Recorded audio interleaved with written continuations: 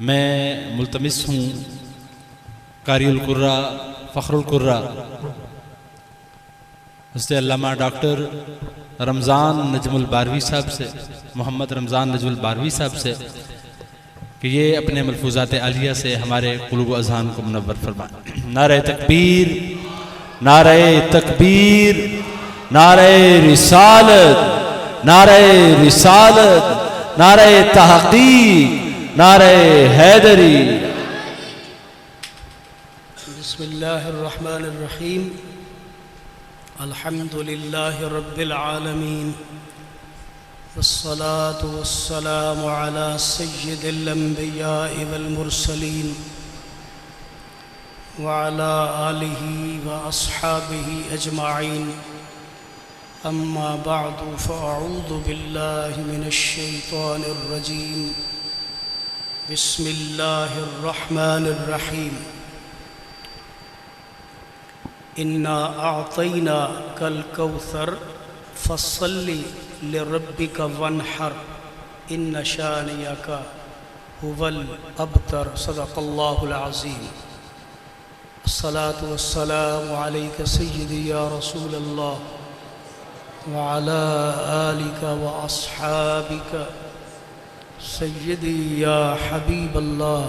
الصلاة والسلام علیک سیدی یا رحمت للعالمین۔ معزز حاضرین، ابھی ہمارے مہمان نعت خوان تشریف لانے والے ہیں، ان کے اور حضرت علامہ صاحب کے درمیان یہ خلا کو پر کرنے کے لیے چند گزارشات میں آپ کے سامنے عرض کرنا چاہتا ہوں۔ حضرت شیخ الحدیث استاذ الحدیث علامہ حامد رضا صاحب قادری اتاری زیدہ شرفہ نے بہت ہی محبت و اخلاص کے ساتھ اور علمی انداز میں گفتگو فرمائی ہے۔ اللہ پاک ہم سب کو حضور کی سچی محبت اور غلامی نصیب فرمائے۔ اللہ تعالیٰ نے نبی علیہ السلام کو جو کچھ عطا فرمایا ہے اس کا تعلق صرف دنیا کی نعمتوں کے ساتھ نہیں ہے، نہ ہی اس کائنات کی نعمتوں کے ساتھ ہے، کیونکہ کائنات کی ساری نعمتیں تو قلیل ہیں، اللہ کے نزدیک تو یہ کثیر ہیں ہی نہیں۔ اگر اللہ کے نزدیک یہ ساری کائنات ہی کثیر ہوتی تو پھر اللہ اس کو قلیل نہ فرماتا، تو اللہ کے نزدیک تو یہ ساری کائنات کثیر ہے ہی نہیں، تو اللہ نے تو اپنے حبیب صلی اللہ علیہ وسلم کو کثیر در کثیر عطا فرمایا۔ تو اس کا مطلب ہے انا اعطیناک الکوثر کے اندر اللہ نے اپنے حبیب صلی اللہ علیہ وسلم کو جو نعمتیں عطا فرمائی ہیں ان کا تعلق کائنات کے ساتھ بھی ہے اور ماورائے کائنات سے بھی ہے، تبھی وہ کثرت بنے گی، ورنہ تو دنیا تو ساری قلت ہی قلت ہے۔ تو اب ماورائے کائنات کیا ہے جس کو اگر شامل کریں تو کثرت بنتی ہے؟ تو ماورائے کائنات تو اللہ کی ذات ہے، اللہ کی ذات، اللہ کے اسماء، اس کے صفات، یہ ماورائے کائنات ہے۔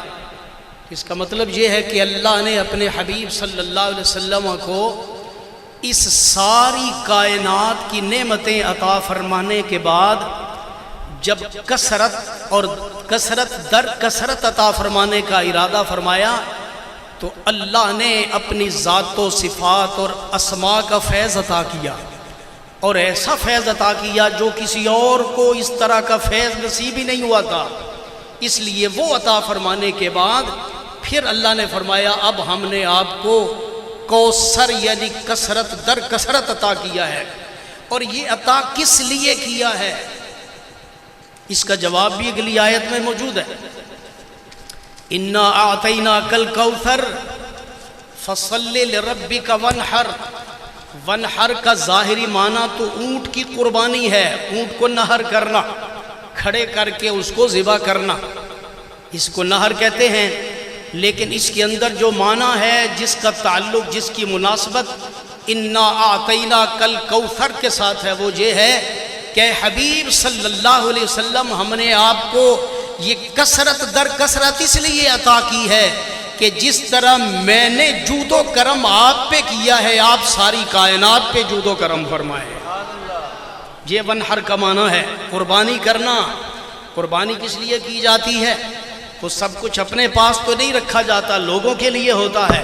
اس کا مطلب یہ ہے انا اعطیناک الکوثر فصل لربک وانحر۔ اور دوسری طرف فرمایا کہ جب آپ کے پاس کوئی سائل آتا ہے، وَأَمَّا السَّائِلَ فَلَا تَنْهَرْ، جب کوئی بھی سائل آئے، کچھ بھی آپ سے مانگے، تو ہم نے کوئی چیز اپنے پاس، اپنے خزانوں میں آپ سے بچا کے نہیں رکھی کہ جو مخلوق کا مقدر اور قسمت ہے وہ سب ہم نے آپ کو عطا کر دیا ہے، آپ کو قاسم بھی بنا دیا ہے، اور لوگوں کو لینے کے لیے آپ کا در اقدس دکھایا ہے۔ وَلَوْ أَنَّهُمْ إِذْ ظَلَمُوا أَنفُسَهُمْ جَاءُوكَ، کہ ہم نے لوگوں کو بتا دیا ہے دیں گے ہم، عطا ہم کریں گے، لیکن ہمارا دروازہ میرے محبوب کی ذات اقدس ہے، میرے محبوب کی بارگاہ وہ ہمارا دروازہ ہے۔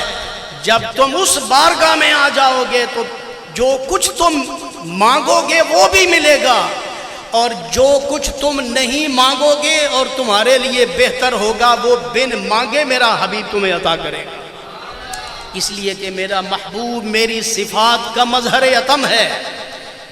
کبھی تم مجھ سے مانگتے ہو میں تمہیں عطا کرتا ہوں، اور میری شان تو یہ ہے کہ جب تم نہیں مانگتے تب بھی عطا کرتا ہوں۔ جو ہمارا وجود ہے ہم نے اللہ سے مانگا نہیں ہے، ہمارے وجود کی جتنی طاقتیں ہیں، صلاحیتیں ہیں، ہم نے اللہ سے نہیں مانگی ہیں، یہ سب کچھ اللہ نے بن مانگے ہمیں عطا کیا ہے۔ بے شمار نعمتیں ایسی ہیں جن کے بارے میں ہمیں پتہ ہی نہیں، علم ہی نہیں ہے۔ جب ان کے بارے میں علم اور معرفت ہمیں حاصل نہیں، ہم ان کے بارے میں سوال نہیں کر سکتے، کیونکہ سوال بندہ اس چیز کے بارے میں کرتا ہے جس کا وہ حاجت مند ہوتا ہے، جس کا وہ علم رکھتا ہے۔ بے شمار چیزیں ایسی ہیں جن کے ہم محتاج ہیں، لیکن ہمیں ان کے بارے میں علم نہیں ہے۔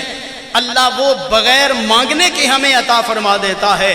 اللہ نے اپنے حبیب صلی اللہ علیہ وآلہ وسلم کو اپنے جود و کرم کا مظہر عتم بنایا، اور فرمایا کہ کچھ لوگوں کو تو پتہ ہوگا کہ آپ سے کیا مانگنا ہے، اور کچھ آپ کے غلاموں کو پتہ ہی نہیں ہوگا کہ انہوں نے مانگنا کیا ہے۔ جن کو پتہ ہو وہ مانگیں گے آپ عطا کریں، اور جن چیزوں کا انہیں پتہ ہی نہیں ہے بن مانگے آپ ان کو عطا کریں، اس لیے کہ آپ میری صفات کے مظہر عتم ہے۔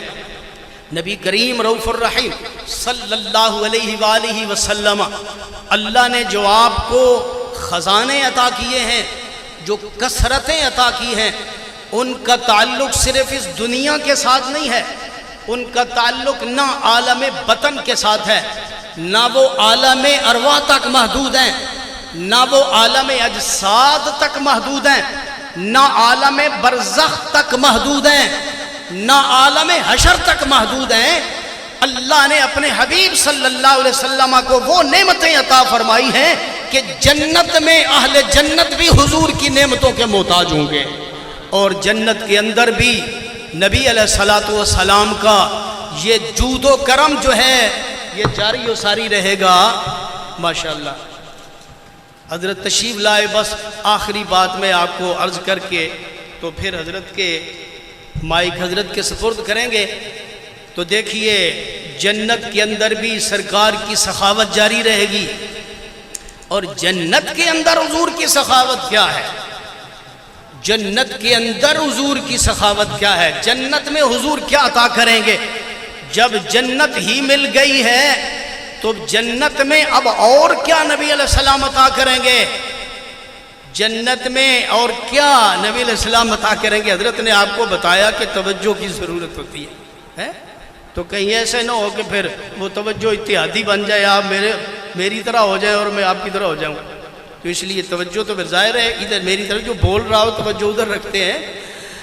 چلو بہرحال یہ توجہ ایک الگ مقصود ہے، یہ ایک الگ مضمون ہے توجہ کا. ٹھیک ہے، توجہ کا الگ مضمون ہے، پھر جب کبھی آپ کو توجہ کی ضرورت ہوگی پھر انشاءاللہ بیان کریں گے. تو جنت میں حضور کی توجہ کی ضرورت ہوگی. جنت میں کیا نعمت ملے گی؟ حضور کی توجہ کی نعمت جنت میں ملے گی. اور جب حضور کی توجہ جنت میں مل جائے گی، اللہ کی توجہ بھی اس شخص کو جنت میں عطا ہو جائے گی. جنت میں سب سے بڑی نعمت کیا ہے؟ اللہ کا دیدار، جو اس دنیا میں کسی کو بھی نصیب نہیں ہوا ہے. اللہ کا دیدار اس دنیا میں کسی کو بھی نصیب نہیں ہوا ہے، کیونکہ اس دنیا کے اندر کوئی شخص بھی اللہ کا دیدار کر نہیں سکتا ہے. اللہ کروا سکتا ہے، بندہ نہیں کر سکتا ہے، کیونکہ بندہ ایک محدود جہان میں ہے، اور جو محدود جہان میں ہو وہ لامحدود کو کیسے دیکھ سکتا ہے؟ اس لیے جنت میں اللہ کا دیدار ہوگا جیسے اس کی شان کے لائق ہے. لیکن اللہ کا دیدار جنت میں ہوگا کس کو؟ جس کو جنت میں حضور کی توجہ نصیب ہو جائے گی اسے اللہ کا دیدار نصیب ہو جائے گا. اس لیے کہ اللہ اپنے محبوب کی رضا چاہتا ہے، صرف اس دنیا میں نہیں.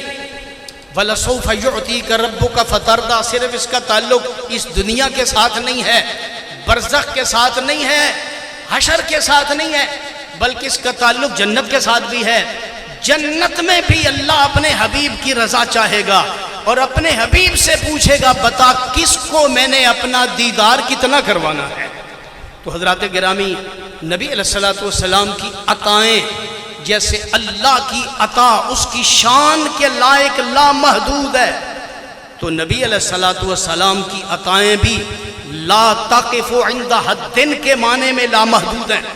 حضور کی عطائیں اپنے لا تقف عند حد کے معنی میں لامحدود ہیں، اور اللہ کی جو عطائیں ہیں وہ تو ویسے ہی لامحدود ہیں، وہ حقیقی معنی میں لامحدود ہیں. تو ہم نبی علیہ السلام سے اللہ کی عطائیں لیتے ہیں، اس لیے کہ اللہ اگر براہ راست ہمیں عطا کرنا چاہے ہو سکتا ہے ہم لے نہ سکیں. اللہ اگر براہ راست ہمیں عطا فرمانا چاہے تو ہو سکتا ہے ہم لے نہ سکیں، اس لیے کہ کچھ نعمتیں تو ایسی ہیں کہ حضرت موسیٰ علیہ السلام بھی اس دنیا میں نہ لے سکے. حضرت موسیٰ علیہ السلام بھی اس دنیا میں کچھ نعمتیں نہ لے سکے، اور وہ نعمتیں جنت میں حضرت موسیٰ علیہ السلام کو عطا ہوں گی. اس لیے براہ راست کچھ نعمتیں ایسی بھی ہو سکتی ہیں جو اس دنیا میں اللہ کا نبی نہیں لے سکتا، تو ہم کس طرح براہ راست لے سکتے ہیں؟ تو جب دنیا کے اندر نعمتیں کچھ ہم نہیں لے سکتے تو جنت کے اندر اللہ کے دیدار کی نعمت براہ راست ہم کیسے لے سکتے ہیں؟ وہ بھی حضور کی توجہ کے صدقے سے ہمیں ملے گی. اللہ تعالی ہمیں اپنے حبیب علیہ السلام کی توجہ خاص اور نظر کرم عطا فرمائے. وآخر دعوانا ان الحمد للہ رب العالمین. ماشاءاللہ، بڑے خوبصورت